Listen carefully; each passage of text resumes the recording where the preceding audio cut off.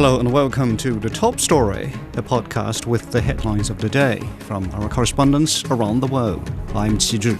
Coming up in this edition, Russia has fired hundreds of missiles and drones at Ukraine, killing at least 7 people. Ukraine has urged European nations to help stop the aerial threats at this airspace. Senior Chinese diplomat Wang Yi has met U.S. National Security Advisor Jake Sullivan in Beijing for a new round of strategic communication. And the World Health Organization has launched a global response plan to contain the mpox outbreak. We begin in Europe. Russia has fired hundreds of missiles and drones at energy facilities in Ukraine, triggering widespread power cuts and water supply outages in the country. At least 7 people have died in Monday's attack. It comes after Kyiv claimed new advances in its offensive in Russia's Kursk region. The Ukrainian Air Force says they shot down over 100 missiles and nearly as many drones. The Ukrainian president has urged European nations to help stop drones and missiles over his nation's airspace. U.S. President Joe Biden has criticized Russia's strikes and pledged to help Ukraine repair the damage. Dasha Chinicheva reports from Moscow.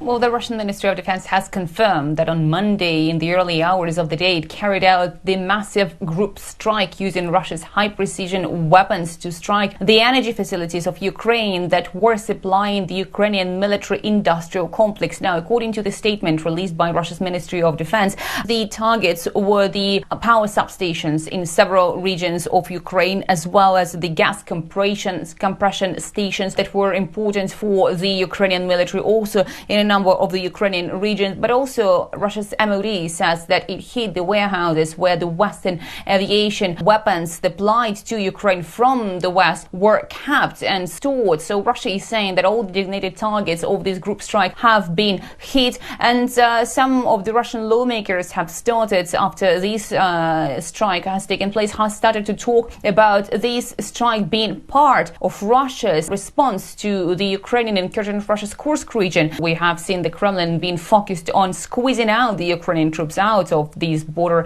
regions. However, the Kremlin spokesman Dmitry Peskov has said that such hostile actions, as he described the incursion by Ukraine, will require an adequate response. That was not going to be just one step, just one decision, he said. So we are expecting the complex of decisions by Russia in response to this Ukrainian incursion. But meanwhile, Russia is saying that there had not been any sort of negotiations between Moscow and Kyiv even before the Kursk incursion began. At the moment, Dmitry Peskov, Kremlin spokesman, has said that the idea of ceasefire negotiations or any sort of discussions with the current Ukrainian leadership is not relevant. That was Dasha Chinicheva in Moscow. In the Middle East, the Israeli military has struck the Gaza Strip a day after truce talks in Cairo coincided with a major but brief cross-border escalation against Hezbollah in Lebanon. Mediators in Cairo say there has been no breakthrough in truce talks to end the fighting in Gaza. Hezbollah says the first phase of its attack on Israel is complete, while Israel claims it's successfully repelled a larger attack. However, an Israeli spokesperson says the situation is not sustainable. Jonathan Regev reports from Tel Aviv. After a relatively quiet day on the northern border, sirens sounded again in many of the communities in northern Israel, practically all along the northern border. This after Israeli strikes in southern Lebanon. And as difficult as it is to view it this way, it's back to business as usual. Sunday was, of course, a different issue. On Sunday, there was a massive Israeli strike inside Lebanon, according to Israel, to thwart an attack that was meant to reach not only northern Israel, but also central Israel. Hezbollah responded by firing more than 300 rockets to northern communities. That was a perhaps out of the ordinary Israeli drone strikes inside Lebanon. Hezbollah striking northern communities. This has been the situation there in the northern border for the past 10.5 months. According to this plan, let's call it this way, according to the way things are happening there, was just another day. An Israeli delegation made its way to Cairo. There was also a Hamas delegation there over the past few days, and the negotiations are meant to continue. So at least on this sense, there are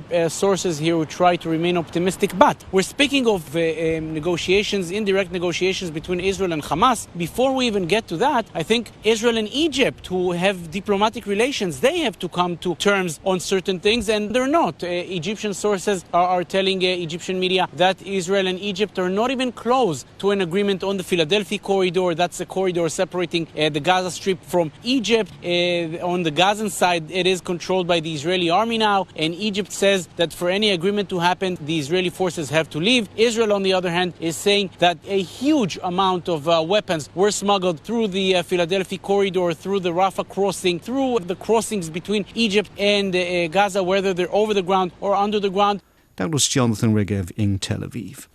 In Asia, senior Chinese diplomat Wang Yi has met U.S. National Security Advisor Jake Sullivan in Beijing.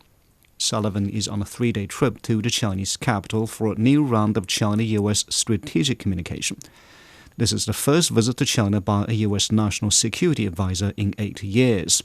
The Chinese Foreign Ministry describes the visit as an important step for the two countries to implement the common understandings reached by the two heads of state during their meeting in San Francisco last November.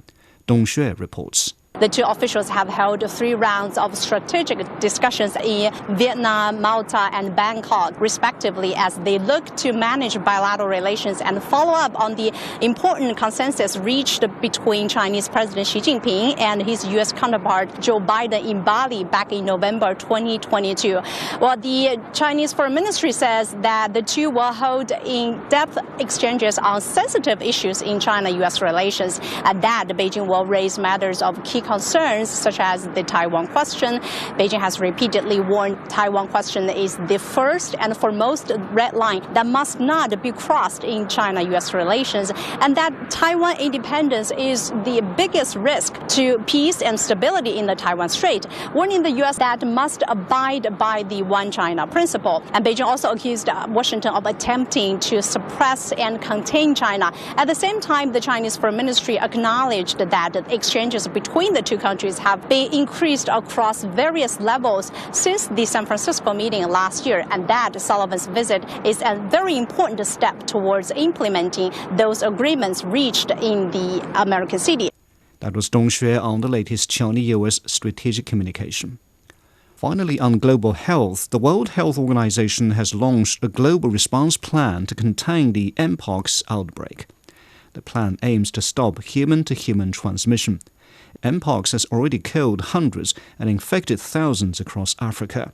The plan will run from next month to February next year, requiring $135 million in funding. Jody Jacobs has more.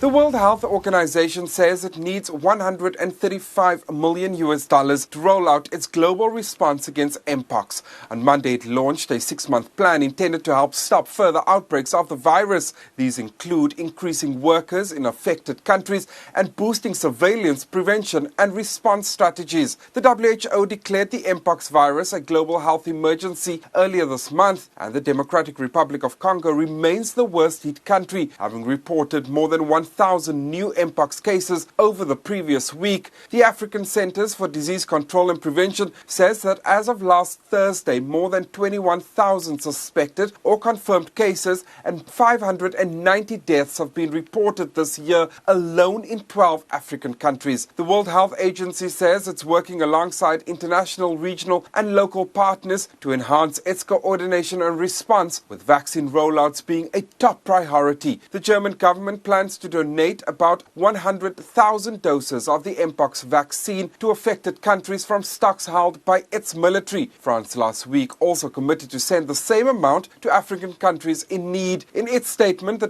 WHO says vaccination efforts will focus on individuals at highest risk, including close contacts of recent cases and healthcare workers. Tedros Ghebreyesus, the WHO Director General, said mpox outbreaks in the Democratic Republic of Congo and neighboring countries can be controlled and can be stopped. He says doing so requires a comprehensive and coordinated plan of action between international agencies and national and local partners. That was Jody Jacobs reporting. As an mpox outbreak has spread to several countries in Africa, hundreds of health experts and donors are gathering in the capital of the Republic of the Congo to discuss health challenges facing the continent. The officials are meeting at the 74th session of the World Health Organization Regional Committee for Africa. Chris Okumringa talks to WHO officials and health experts to find more. A meeting aimed at combating disease outbreaks in Africa is underway in the Republic of Congo. The World Health Organization has brought together 500 delegates to discuss policies and plans to improve the health of African people. The continent has recorded high mortality rates from diseases like malaria, measles, Ebola, and cholera for decades. Recently, a deadly strain of the mpox virus in the Democratic Republic of Congo spread to neighboring countries, prompting the World Health Organization to declare a global emergency. I think what they should take, first of all, is our great determination to do something about mpox and to do something differently from what has happened in the past. So we are working very hard, in the background with the member states. We've supported many of them now develop plans. The mpox outbreak has spread to at least a dozen African countries. The DRC has recorded the highest number of mpox infections in Africa, with more than 17,000 cases and just over 600 deaths since the start of this year. It's true that our country has a huge experience dealing with many epidemic situations, and this is one of them. I think participating to this meeting will help us to be sensibilized and also to have the support partners. The health experts here have urged African health ministers to share information and work closer together to prevent the spread of diseases across their borders. The African continent has been dealing with epidemics consistently for centuries. And over the years, we have developed increasing expertise in handling epidemics. So the fact that we have an mpox epidemic now should not cause people to panic, because it is in a continent that is used to dealing with this type of crisis. But some African countries have healthcare systems that are poorly funded by their governments, making it difficult to contain disease outbreaks. Officials will spend this week discussing ways to enhance the health of Africans. Some key decision makers from international health organizations have committed to provide more funds to help end outbreaks like mpox in Africa at this opening session. That announcement has come as a relief to several African countries that are struggling to stop the disease from spreading further in their countries. That was Chris Okumringa on Africa's efforts to address its health challenges. Now, recapping the headlines, Russia has fired hundreds of missiles and drones at Ukraine's energy facilities, killing at least 7 people, while Ukraine has urged European nations to help stop the aerial threats of its airspace. Senior Chinese diplomat Wang Yi has met U.S. National Security Advisor Jake Sullivan in Beijing for a new round of strategic communication between the two countries. And the World Health Organization has launched a global response plan to contain the mpox outbreak. That's it for this edition of The Top Story, a podcast that brings you world headlines every weekday. For more news in politics, business, sports and culture, you can subscribe to the Beijing Hour, a 1-hour podcast news magazine program. We welcome and appreciate all ratings and reviews. I'm Qizhi. Thank you for listening.